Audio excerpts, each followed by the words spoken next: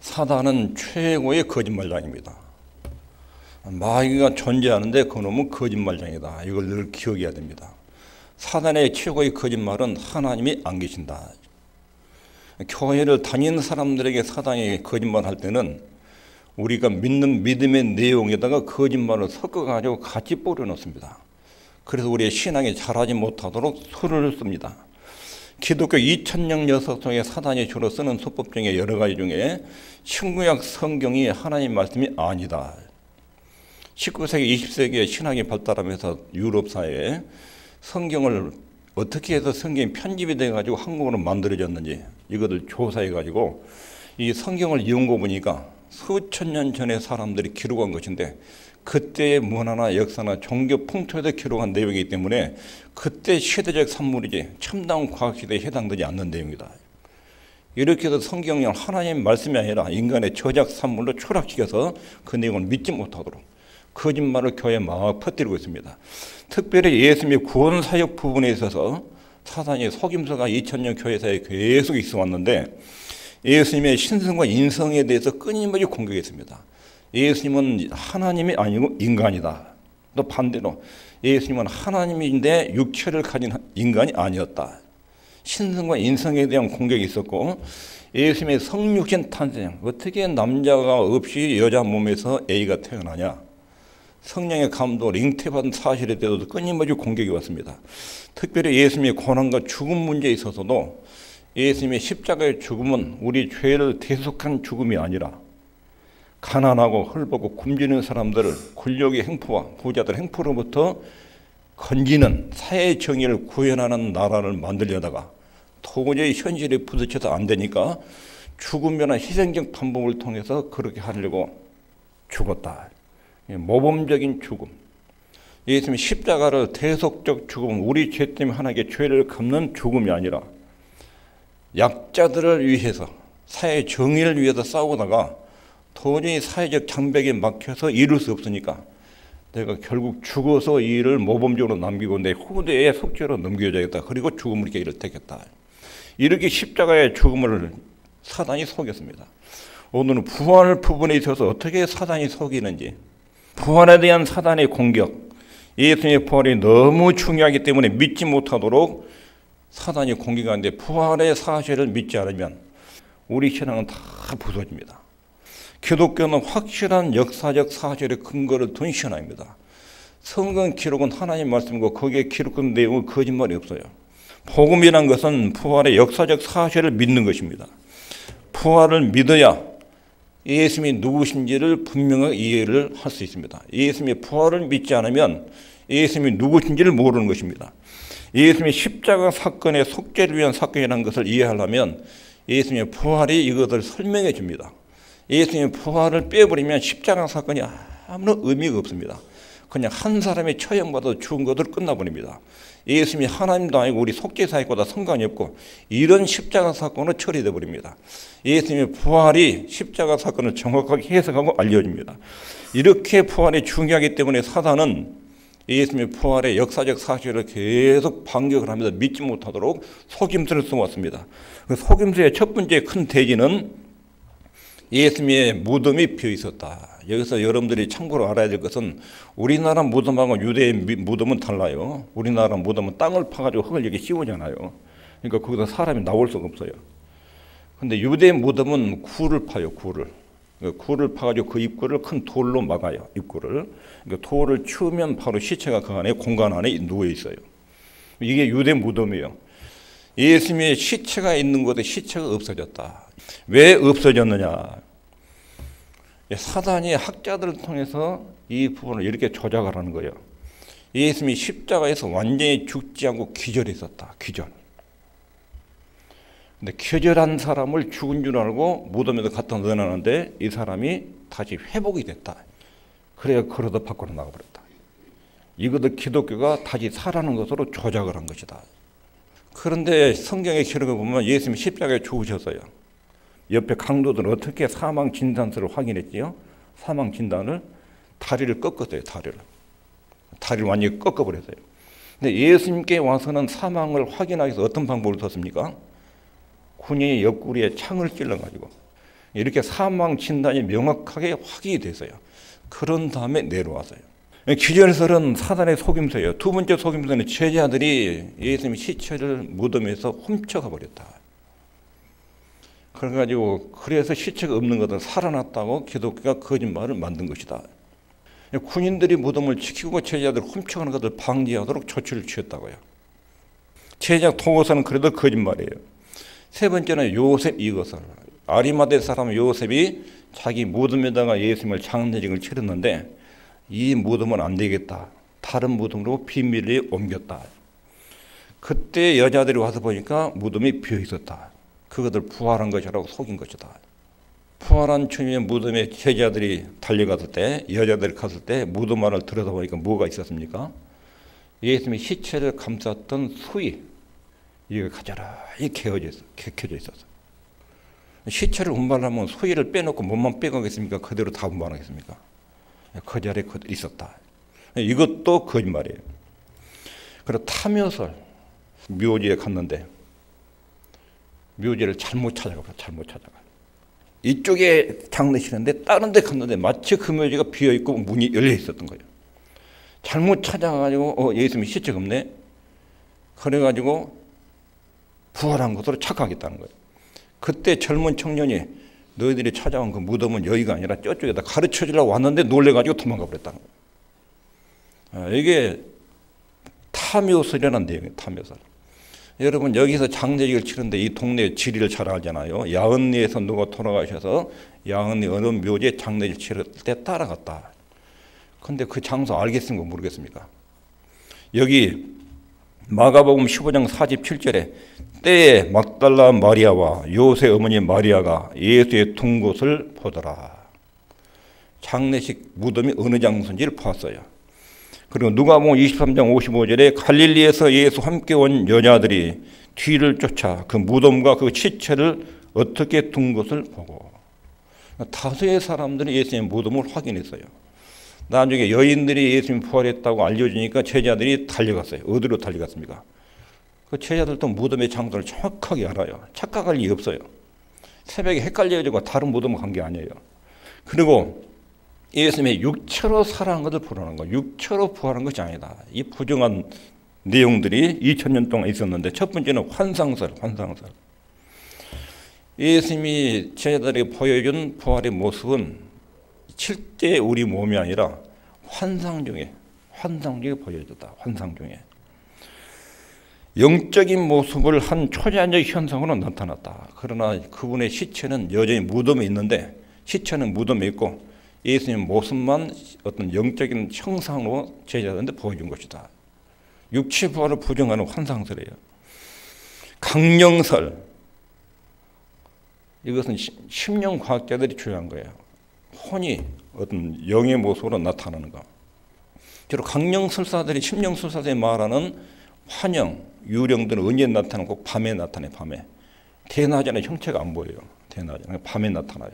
근데 예수님은 낮에도 주로 많이 나타나고 아침에도 나타나고 부활할 때. 그리고 예수님은 제자들에게 나타나셔서 나를 만져봐라. 맞지? 토마한테 너 내 손을 만져봐라. 옆구리에 손을 넣어봐라. 만지니까 살이 있어요, 없어요?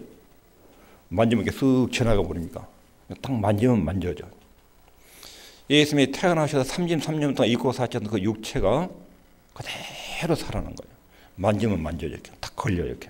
육체. 그리고 음식을 가져와라. 음식을 가져오니까 딱 터져, 이렇게. 그러면서 주님이 증거하기를 영은 살과 뼈가 없으되 나는 있다. 이렇게 정확하게 육체로 부활하는 걸 주님이 증명하셨어요. 강령설, 이것도 가짜예요. 또 하나는 착각설. 제자들이 본 예수님 모습은 육체도 아니고 영혼도 아니고 착각을 했다. 너무도 예수님이 보고 싶어서.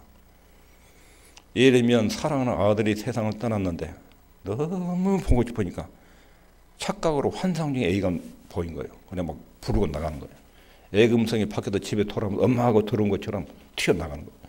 이런 식으로 예수님을 너무 흠모하다가 착각해가지고 예수님을 보고 부활했다고 꾸며낸 것이다. 이게 착각설이에요. 그런데 고린도전서 15장 1절부터 5절 8절까지 보면 백주의 수많은 제자들이 봤다고. 12제자에게 주님이 보여줬고 바울에도 보여줬고 500명의 형제들도 예수님을 봤고 500명의 형제들 앞에서 예수님이 부활할 때 다 보셨어요. 하늘로 올라갈 때 500명이 봤어요. 500명이 동시에 태어나지 착각했겠냐? 그 중에 태반이나 살아있다. 이렇게 부활의 역사적으로 확실한 사실이라는 것입니다. 그리고 환각설, 신경과료, 정신 이상으로 자꾸 무엇이 보이는 거야. 헛것이 보이는 거야. 이런 것처럼 제자들이 헛것을 봤다. 그러나 동시에 500명이라는 사람이 어떻게 이런 환각에 빠질 수 있느냐. 불가능한 일이에요. 그 외에 여러 가지 증거들이 있는데 예수님의 부활의 증거들. 첫 번째는 가장 중요한 것이 예수님의 생애의 말씀. 우리 예수님이 살아계시는 동안 마태복음 16장 이하에 직접적으로 5번 내가 죽었다가 3일 만에 살아난다. 직접 5번 말씀하셨고 간접적으로 주님의 부활을 21번을 말씀하셨어요. 만일에 예수님이 내가 죽었다가 3일 만에 살아난다. 근데 안 살아났어요. 그러면 예수님이 그동안 가르친 내용은 전체적으로 거짓말이에요. 기독교는 완전히 거짓말 사기꾼 집단의 이야기에 농간에 2000년 동안 놀아난 거예요. 아닌 것을 진짜로.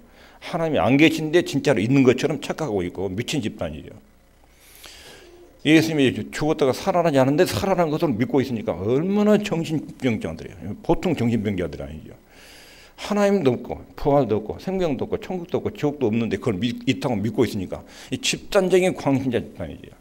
2000년 동안. 근데 2000년 동안 하나님을 믿는 사람들이 아주 정상적인 사람들이에요. 과학자들, 대통령, 수많은 사람들이 그 내용을 믿었어요. 그러니까 이것은 부인할 수 없는 사실이에요. 예수님의 생애와 말씀을 통해서 볼 때 예수님 당신이 살아계실 때 내가 죽었다가 3일 만에 살아난다. 그렇게 말씀하셨어요. 그리고 빈 무덤과 없어진 시체. 이것이 부활의 확실한 증거예요. 예수님의 무덤이 비었다. 시체가 없어졌다. 둘 중 하나예요. 사람들이 시체를 치웠든지 예수님이 살아났든지 둘 중 하나예요. 제자들의 변화. 예수님이 체포될 때 제자들의 상태를 보십시오. 도망가고 부정하고 얼마나 공포스러운 분위기가 있었는지. 그런데 제자들이 엄청난 담력과 용기가 날 때는 언제냐면 부활하신 주님을 만난 이후부터 제자들이 급격하게 변해요. 오순절 성령 강림 때는 완전히 목숨을 걸고 예수님이 십자가에 죽었다가 살아나셨다. 목숨을 걸고 증거하는데 이런 내용을 보면 부활이 거짓말을 하면 그런 변화가 일어날 수 없어요.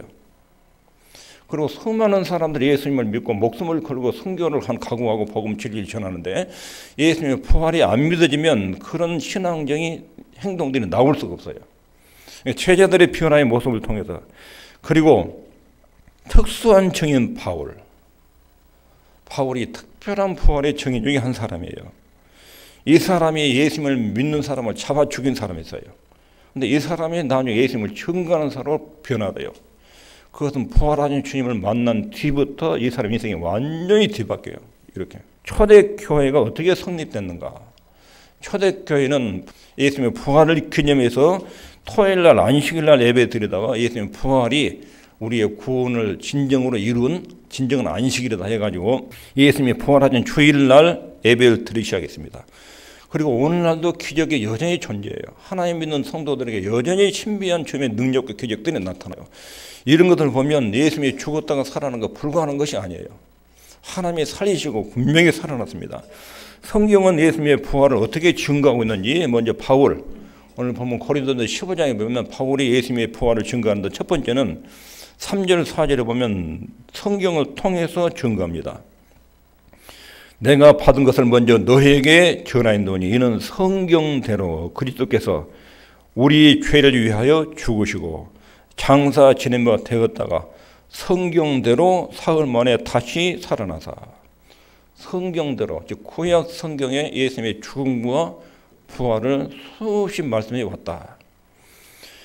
그리고 오랜 시간을 두고 반복해서 구약에서 예언한 말의 성취가 부활이다. 이렇게 성경을 통해서 증거하고 5절부터 7절은 허다한 증인, 예수님이 부활해서 베드로에게 보이시고 12제자에게 보이시고 500명의 형제들에게 부활의 모습을 보여줬다. 두 번째 부활의 증거가 증인들. 그리고 8절부터 11절까지 바울 자신, 내가 예수님을 만나기 전에 부활하신 주님을 만나기 전에 어떤 사람인지 너희들이 알지 않느냐. 나는 예수 믿는 사람을 잡아 죽인 사람이고 거짓말장이라고, 예수 믿는 사람을 다 거짓말장이라고 이렇게 단정하고 이 사람들을 파괴하는 일을 했다. 그런데 부활하신 주님을 내가 만났다. 그리고 내가 지금 그 주님을 전하고 있다. 자신이 예수님이 부활하셨다는 증거의 또 하나의 증인이라는 거예요. 그리고 예수님도 자신의 부활을 증거하셨어요. 부활하신 뒤에 엠마오로 내려가는 제자들 만나지요. 가라사대 미련하고 선지자들이 말한 모든 것을 마음에 더디 믿는 자들이여, 그리스도가 이런 고난을 받고 자기 영광에 들어가야 할 것이 아니냐 하시고, 이에 모세와 및 모든 선지자의 글로 시작하여 모든 성경에 쓴 바 자기에 관한 것을 자세히 설명하신지라. 구약 성경에 하나님이 왜 아들을 보내셨는지, 왜 십자가에 죽게 하셨는지, 왜 그분을 살려내셨는지에 대한 구약 성경의 기록들을 예수님이 차근차근 설명해 준 거예요. 엠마오로 가는 제자들에게. 이런 내용을 볼 때 예수님이 십자가에 죽으시는 속죄 사역을 이루고 다시 살아난 것이 하나님이 준비한 구약의 역사 아니냐. 그리고 자신의 부활을 성경으로 증명한 거예요. 베드로도 사도행전 2장에 성전에 모인 성도들한테 설교를 하지요. 너희가 십자가에 달아 죽은 예수님이 살아나셨다. 그러면서 구약의 다윗이 애언한 시편을 가지고 예수님이 왜 살아나셔야 되는지, 십자가에 왜 죽고 살아나야 되는지를 쭉 성경으로 증명을 해요. 예수님의 역사적 부활 사실이 왜 그렇게 중요한가? 첫 번째는 로마서 1장 3절 4절에 보면 성결의 영으로는 죽은 자 가운데서 부활하여 능력으로 하나님의 아들로 인정되셨으니 곧 우리 주 예수 그리스도시라. 초대교회가 언제부터 예수님이 하나님이다 이렇게 믿기 시작했느냐. 굉장히 헷갈렸어요. 구약에서는 야훼 하나님 한 분뿐인데 예수님 자신도 하나님이라고 말하는가. 이것에 대해서 초대교회 성도들과 제자들도 굉장히 혼란이 일어났어요. 예수님을 보면 피곤해하고 또 배고파하고 나중에 체포돼가지고 사람들이 맞아가지고 피도 흘리고 영락없이 인간인데 어떨 때는 바다 위를 걸어오시고 죽은 지 나흘 된 나사로를 살리고 바람과 풍랑을 명령하니까 잠잠해지고 이럴 땐 하나님이고 이분이 하나님이냐 인간이냐. 예수님 자신의 주장은 내가 하나님이다. 아버지와 나는 하나다. 나는 아버지 아들이다. 이렇게 말하는데 제자들 사이에는 예수님이 하나님으로 인정하는 시점이 언제냐면 예수님이 부활하신 직후부터 예수님이 살아난 그 모습을 볼 때부터 그분의 주장들은 진짜로 이분이 제2위 성자 하나님이셨구나. 예수님의 신성이 그때 공식적으로 교회에 입증이 돼요. 부활로 하나님 아들로 공식적으로 인정이 됐다.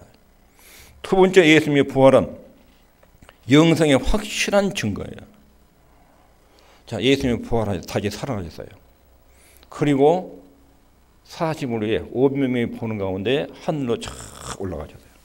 하늘로 올라가신 모습을 굳이 보여줄 필요가 있었을까요? 예수님이 하늘로 올라가신 그 모습을 통해서 우리에게 전해주는 메시지는 뭐냐면 너희들이 사는 이 세상 말고 사람이 죽어서도 저 하늘에 또 다른 세상이 있다. 하늘 올라가셔요.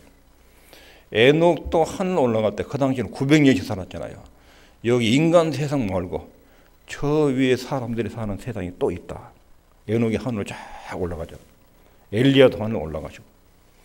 예수님이 하늘로 승천하신 모습을 보여준 것은 세상 사람들은 여기 땅에 있는 것이 삶의 터전의 전부인 줄 아는데 여기 땅 말고 저 다른 나라 세상도 있다. 나는 그 나라로 간다. 그리고 예수님이 요한복음 14장에 너희는 마음에 근심하지 말라. 내가 너희를 위해서 저 나라를 준비하고 예배하면 나 있는 곳에 너희도 있게 하기 위해서 내가 너희를 데리러 올 것이다. 그리고 사람이 죽은 다음에 또 다른 생명으로 영생이 있다는 것을 가르쳐 준 것이 부활이에요. 부활. 세 번째는 예수님의 부활을 성경에 말했다는 늘 십자가의 죽음과 같이 나와요. 십자가에 죽으시고 다시 살아나사 이런 말씀이 자꾸 반복에 나와요. 부활을 말할 때는 반드시 죽음을 언급합니다. 예수님의 부활은 속죄사역의 기초가 되는데 마태복음 17장 23절에도 죽임을 당하고 제3일에 살아나리라 하시니 제자들이 심히 근심했다. 죽은 다음에 살아난다. 늘 죽음과 살아난 것을 같이 자주 말씀하셨어요. 마태복음 20장 19절에도 이방인들에게 넘겨주어 그를 능욕하며 채찍질하며 십자가에 못 박게 하리니 제3일에 살아나리라. 만일에 예수님의 부활이 없으면 십자가의 속죄사역이 설명이 안 돼요. 예수님은 자기 죽음도 처리 못하면서 우리를 어떻게 살려? 이렇게 돼요. 자기가 죽어놓고 자기 목숨도 못 살면서 우리를 어떻게 살리냐? 예수님은 십자가에서 그냥 죽은 존재로만 기억되고 우리를 살릴 수 있는 영적인 능력을 가진 부활의 주님이라는 것이 입증이 안 돼요. 그러니까 부활이 없으면 예수님 십자가의 죽음 사건이 해석이 안 돼요. 반쪽 복음이 돼버린 거예요. 그래서 그리스도의 부활이 없으면 예수님의 속죄 사역 이게 입증이 안 돼요. 예수님이 십자가에 죽으셨어요. 그리고 끝나버리고 안 살아났어요. 그러면 하나님이 예수님 십자가의 죽음을 우리 속죄제사로 받아들였느냐 안 받아들였느냐? 하나님이 결함에서도 안 받았다. 이렇게 돼버려요. 예수님이 십자가에 죽으시고 다시 살아나신 것은 예수님의 십자가의 죽음이 우리 죄를 용서하기에 100% 만족스러운 합당한 제사였다. 이것을 하나님께서 인준하는 것이 예수님의 부활이에요. 내 아들의 죽음으로 내 아들을 믿는 모든 사람들의 죄가 그 안에다 청산했다. 이것을 내가 인정한다 하고 인정하는 공포 현장이 예수님의 부활이에요. 그러니까 부활을 믿지 않으면 역사적으로 지금 살아난 사실을 믿지 않으면 십자가도 부정하는 것이에요. 이 중요한 구원 사건이 부활이기 때문에 사단은 무슨 수를 동원해서도 예수님 역사적 부활을 안 믿도록 그동안 수없이 조작해 왔던 거예요. 그러니까 우리 복음 핵심 내용의 십자가의 죽음, 속죄 사역, 예수님의 부활 이것이 이렇게 중요한 것입니다. 부활로 속죄 사역이 완성이 된 것입니다. 하나님으로부터 예수님의 십자가의 속죄 사역이 완성됐다는 사인이 부활 사건입니다. 오늘 말씀을 정리하면 우리 예수님은 몸으로 다시 살아나셨습니다. 영만 살아난 게 아니라 죽은 육체가 다시 살아나셨습니다. 그리고 성경은 이것을 명확하게 증거합니다. 예수님 자신이 증거했고 사도 바울이 증거했고 12명의 제자들이 증거했고 그 당시 부활을 목격한 사람들이 증거했습니다. 예수님이 육체로 다시 살아난 부활이 어떤 의미를 가지고 있는지 예수님이 십자가의 속죄 사역이 하나님과 우리 사이에 막힌 담을 흐는 우리 허물과 죄를 하나님께 대신 갚는 사건이라는 것을 또렷하게 증거합니다. 그리고 우리도 주님처럼 다시 살아난다는 소망을 줍니다. 십자가에서 죄가 처리됐으니까 죄의 후유증인 사망이 제거되지요. 사망이 처리돼요. 사망이 처리되면 하나님이 가지고 있는 영원한 생명이 우리 속에 들어와서 누리게 되는 거예요. 이것이 부활 사건이 우리에게 주는 최고의 축복입니다. 기도하겠습니다.